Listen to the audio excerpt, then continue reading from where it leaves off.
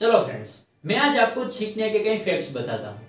अगर आप जोर से छींकते हैं तो आपकी पसली की हड्डी टूटने का चांस रहता है और उसी के चलते आपको कोई प्रॉब्लम हो सकती है।